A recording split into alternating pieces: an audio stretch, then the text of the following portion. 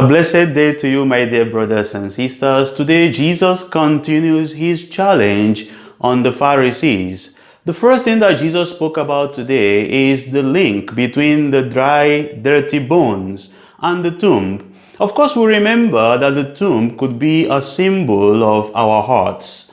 Now, when we look at the concept of the dry bones or the dirty bones or the dead bones, let us remember that this could also symbolize the vices in our hearts. The vice of hatred, of vengeance, of retaliation, of unforgiveness, of avarice, of all kinds of resentment. The vices of anger, of deception, of cheating, of lust, of all kinds of ungodly things inside our hearts. So the first challenge that Jesus gives to us today is the challenge of identifying these dead bones inside our heart and trying to banish them, to remove them, to get rid of them. The second challenge is on the reality of being an accomplice.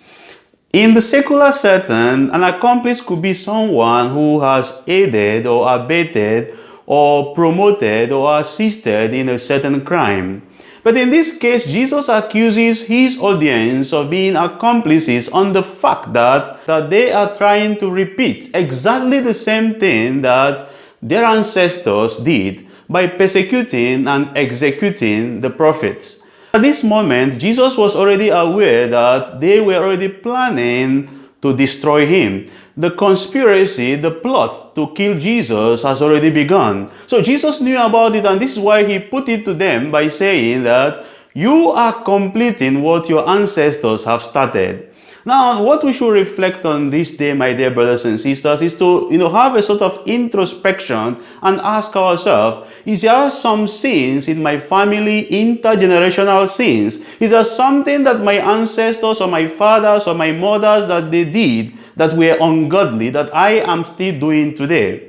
It is an invitation, my dear brothers and sisters, for our repentance, so that we don't repeat the sins of the past, but we look unto Jesus, who is inviting us to a new way of life, a life of love, a life of mercy, a life of kindness, a life of tenderness, a life of gentleness. This is what it means to be a Christian, and this is the invitation that Jesus is extending to each and every one of us. Remember, the challenge or the confrontation or the pointing out the hypocritical attitude of the life of the Pharisees is not a way of condemning them, pero it is Jesus' way of inviting each and every one of us to come to him. As you go out today, I want to remind you that God has planned beautiful things for you. If only you will not repeat the sins of the past. If only you will try to break away from the sins of our ancestors and embrace Jesus, who has brought something beautiful and new in our life. I want you to remember that you are blessed to bless.